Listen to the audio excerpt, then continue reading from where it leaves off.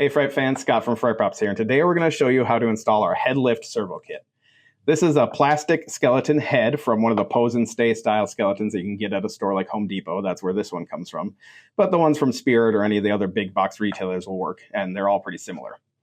This is the same head that we used in our head turn servo kit demonstration, so I've already taken it off the skeleton. If you need info on that, you can go watch the video for the servo head turn kit. Now for the head turn kit, we had to excavate a little hole here for the servo. We actually don't need that for the head lift kit. So if you're just doing the head lift, just don't worry about this right here. There might be some stuff here at the bottom of the skull that you need to carve away or slice off, especially if there's like a little nodule or something like that, because you do want a nice flat surface. But so ignore this gaping grotesque hole here. We're going to sort of work around that. So for our head lift kit, the first thing we're actually going to do is install this L-shaped bracket. And we're going to install it here on the bottom of the skull. And where I want to install it is not actually centered, which is good for us because we kind of took all that material away. We actually want it to be slightly off-center because our servo is actually going to sit right about here. Now, we don't want the servo to be way over to the side. So what I'm going to do is just sort of look for a place on the skull where this can sit and I can get through these holes into some of the plastic of the skull with our pan head screws. And we'll go ahead and attach this to the base of the skull. So once I've found a good position, I'm just going to go ahead and come in with some pan head screws. The secret here is to apply a good amount of pressure to get the screw started. Should bite into the plastic, nice like that. And I'm going to go ahead and install 4 more screws to hold this in place onto the base of the skull.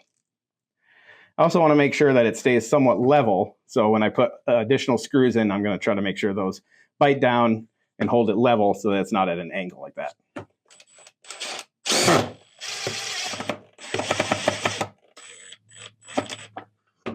All right, so that's sort of what we're looking for with the installation of our bracket here. Pretty much nice and flush to the skull, level, and at a nice straight angle, not tilted off to either one of the two sides. Of course, if you have your skull intact and you don't have a big, massive hole in it, you can put your screws at a more even distribution, but we're working with this one to try to make the most out of this skeleton that we can. So that should hold just fine for our demonstration here. Now we can go ahead and set this aside and assemble our ServoBlock, which is the next step. All right, so we can go ahead and install the servo here into this ServoBlock. And these are all the parts for the ServoBlock. This is our servo. We're using the Fright Props Premium Heavy Duty Servo here. We can go ahead and open that up. And you will see that there is a baggie here with a bunch of different accessories for the servo. We're not going to be using most of these, but the one thing we will be using is a small black screw. So you'll want to go ahead and make sure you can find that and make sure you know where that is for later. So we're just going to set this whole bag aside, knowing we have the screw there that we can go get when we need it. Then we can go ahead and remove the servo from the box.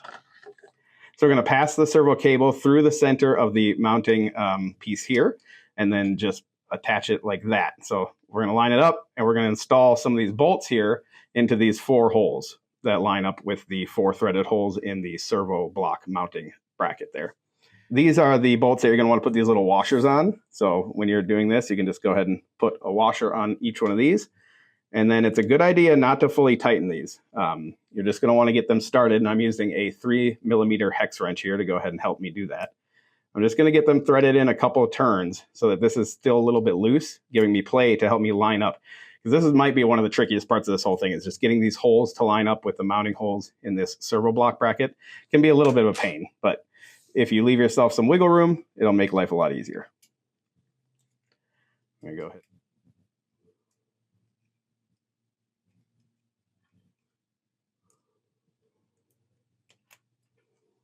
We got one more here. All right, so once you get all the bolts threaded through the holes there, you can go ahead and tighten them all down and secure them in place.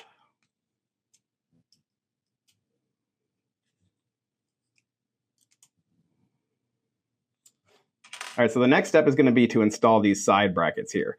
And those are going to go onto the servo. They're going to go here at the end near the servo gear shaft. And they're going to go with the flush side facing outward and the indented side facing in towards the servo. So they're going to go right there. But for this kit, we need to do one thing first. We're actually going to be using some beams to attach to the side of this bracket here so that we can then attach the servo assembly to the skeleton. So I have these beams here. These are 21 hole beams. What we're going to do is actually install these first before we mount this onto the ServoBlock. So what I'm going to do is not line it up here centered. For whatever reason, these actually don't line up with the threaded holes here. They line up with the unthreaded holes on the top and bottom here. So we're going to line it up like this, and we're actually going to use some 12 millimeter M4 bolts with some locking washers to secure that in place. So to do that, I'm just going to insert the bolt through the hole in the beam and then through the hole in the side mount of the servo. And then we can attach the nut to the other side. And then again, leaving it loose for now, I'm going to just put a second nut and bolt in that hole there.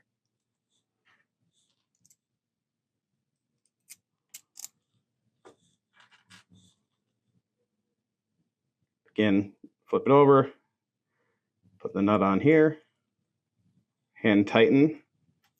I'm going to use a small adjustable wrench to tighten these fully while using my 3 millimeter hex key here to hold them in place. So I'm going to hold it on the back side there and then come around and just tighten them down with my adjustable wrench. Of course, you can also use the adjustable wrench to hold the nut in place and then use your hex wrench here to actually do the tightening, which might be a little bit easier. All right, so we have one of our beams attached to the side mount here. I'm going to go ahead and attach a second beam. We do give you 2 with the kit so that we have 2 of them running side by side. And at the end, when we install this into the skeleton, we're going to be using these as our attachment point to the neck of the skeleton. So same deal, we're just going to take our 12 millimeter M4 bolts, put them through the holes here in the beams and through the side mount. And then install our nuts on the other side.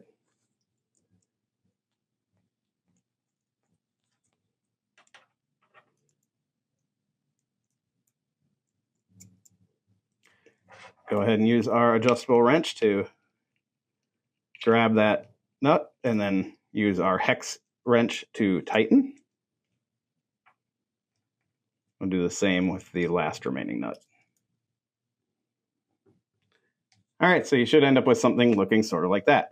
Now we can go ahead and install this onto the ServoBlock so that it is in place once the assembly is complete to use as an attachment point for our whole servo kind of kit. So when we install the servo onto this 90-degree bracket here, we're going to install it so that the gear shaft is facing the edge of the bracket here. So when we install our side mount with the beams on it, we're going to want to make sure that those end up on the back side of the skull.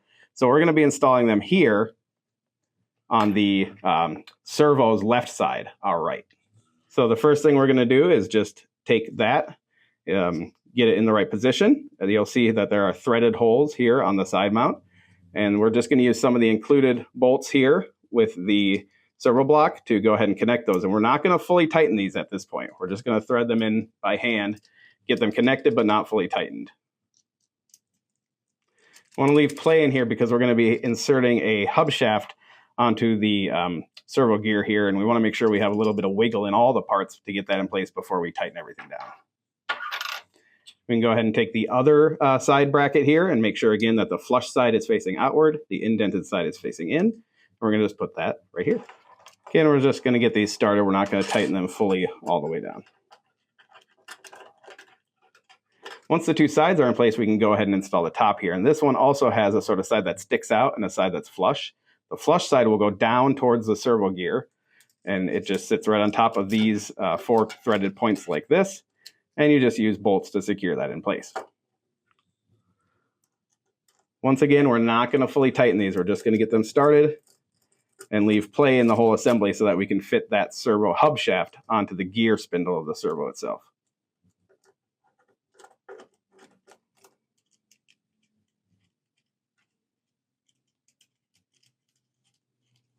All right, so this is what you should have now. Again, we have a lot of play here, which is good. We're going to want that so that we can make sure to get that hub shaft connected, and that's the last step here.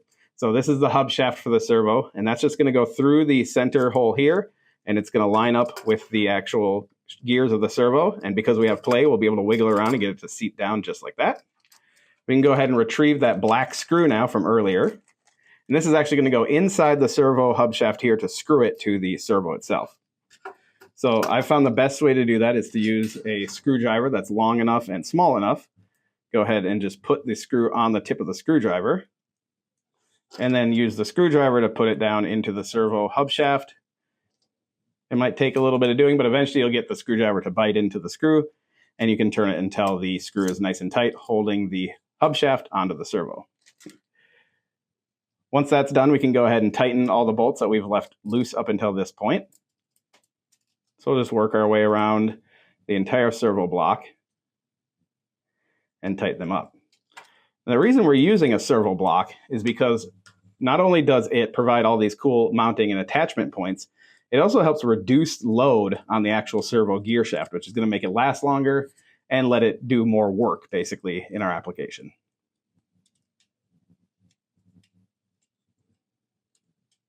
All right, so this is what it should look like. You have your servo block with the hub shaft here, and then your two beams coming down this side. Last thing I'm going to do is actually turn the hub shaft. You should be able to turn it and hear the gears turning in the servo. I'm going to turn it all the way to the right and then turn it back to about center. So you'll be able to see that it has a left limit and a right limit. You just want to find somewhere close to center to go ahead and make sure that it's not fully tilted to one direction when you install it onto the bracket in the skull. All right, so once the servo block is assembled with the beams on it here, we're going to just attach this to the 90-degree bracket here. And you can see that the patterns of the hub bracket will line up here to the patterns on the 90-degree bracket. So we're just going to place that and line up the holes here on the back side. You'll see there are 4 threaded holes actually in the servo hub itself, and those are the ones we're going to want to use. And then we're going to take 4 more of the 12mm M4 bolts and thread them through the 90-degree bracket into the servo hub shaft. Again, we're going to leave them slightly loose to give ourselves a little bit of wiggle room until we get them all in place.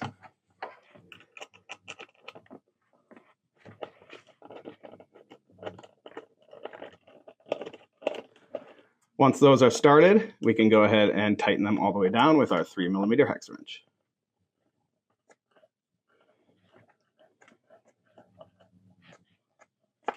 All right, so there we have the servo attached to the skull. We can now see that the skull moves up and down with the motion of the servo.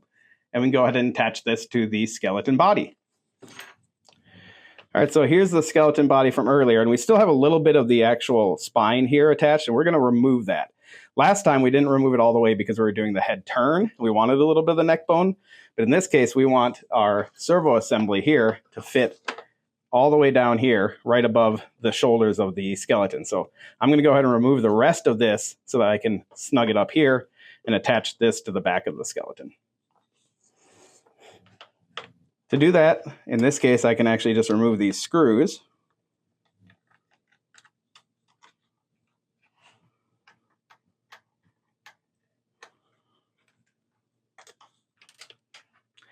Once the screws are gone, that allows me to sort of part the 2 pieces of the skeleton spine here, and I can just go ahead and cut them with some sharp shears here to remove the spine entirely.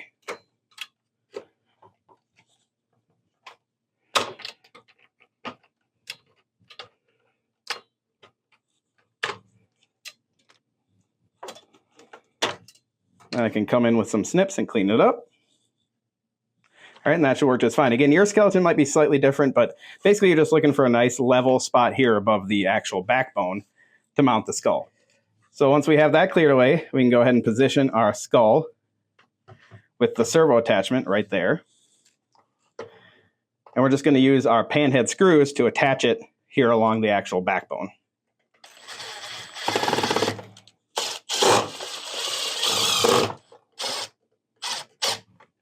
All right, so once that's done, we have attached the skull back to the skeleton. We can go ahead and set him up and program the servo. So to control the servo, we're going to be using our PicoServo controller, which we've looked at in other videos. But we'll go through really quick how to set this up with the servo and actually record a sequence for it. So the first thing we'll do is get the wire from the servo. You'll notice that it's pretty short, which is why we actually include extension cables with our kits.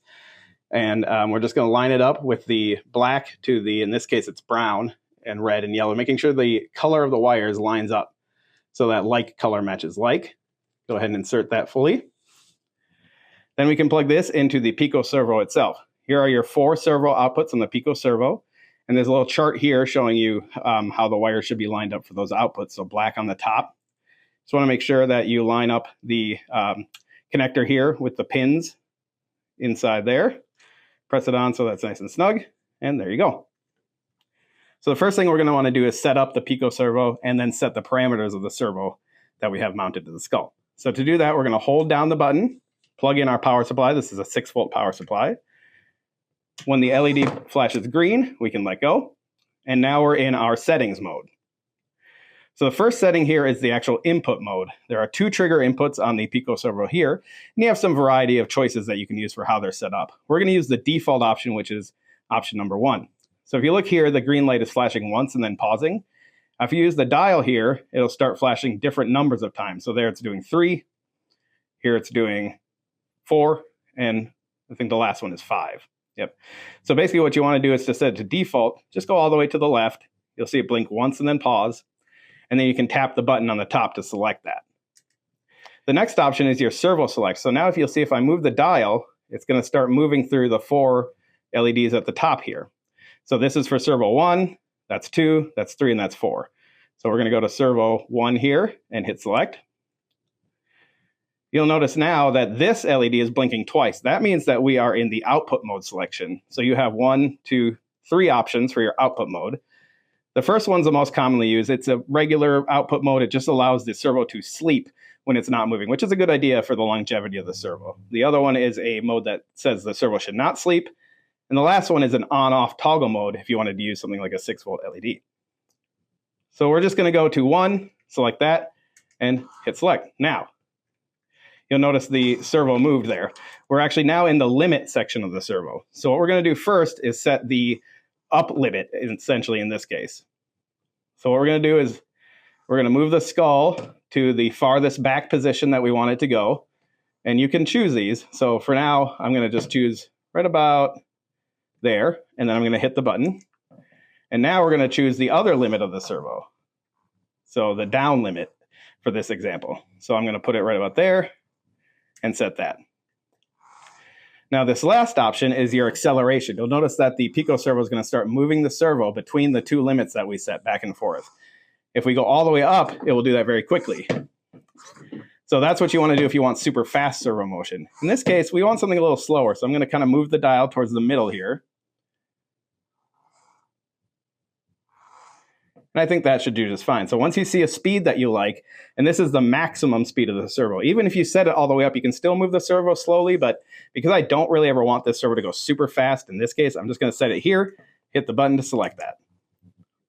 The PicoServo will now go back to the servo select menu. So if you want to set up more servos, you can do that here. If not, just go all the way to the left and hit the button.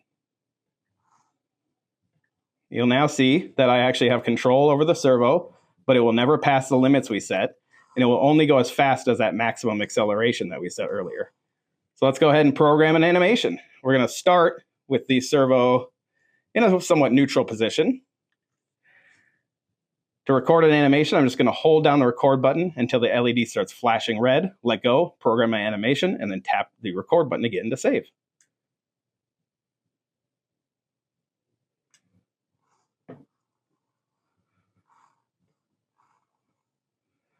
And again, this will just copy whatever you do on the dial here. So you can do anything you want, fast or slow, different patterns of movement.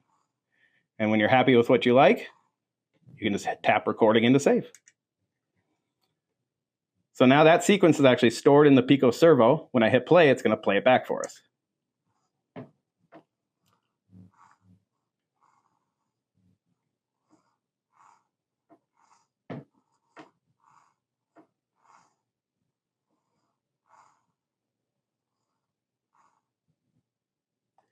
And that will play every time that the PicoServo is triggered. You can trigger it with anything from a button to a motion sensor, step mat, whatever you like. You can even set it to loop the trigger if you just want your animation to play on repeat. As this series continues, we're going to install more servo kits onto this skeleton. Our goal is to create a skeleton with a bunch of moving parts using all of our kits by the end of the series. And then we'll also do some dressing on it to make it look extra cool. So stay tuned for that. All right, so one last thing I want to show before we sign off is actually attaching an optional spring. We're using a really lightweight skull here, so I'm actually not worried about the servo being able to push it down and pull it back up. But if your skull is a little heavier, or if you just want to help the servo along, you can install an optional spring. This is something we include with the kit. And to do that, we're just going to attach it here to the 90-degree bracket, and then we're going to attach it to a point here on one of the beams that runs down the back of the skeleton. So to do that, we're just going to use some small zip ties, pass it through the loop of the spring, and then through the bracket, and we'll tighten that up. Then we're going to bring the other end of the spring, so it has a little bit of tension, down to one of the holes here. So maybe we'll use this one right there. All right, so to do that, we're just going to loop it through the hole on the spring there, and then pass it through a hole in the beam, and then we'll just zip it tight. We can trim off the excess of the zip ties. And what this will do is it'll add a little bit of extra tension coming back up, so that the servo gets a little bit of an assist lifting up the load on the bracket here. So again, that's an optional accessory if you want, or if you're finding that the servo is struggling to lift up your skull, you can go ahead and add a spring basically to any point here on the bracket and another point here on the skeleton. The more tension you give it, the more assist the servo is going to get lifting up. If you have any questions on our Head Lift Servo Kit, you can go ahead and leave a comment on this video, or as always, send us an email at sales@fryprops.com. Thanks a lot, and we'll see you next time.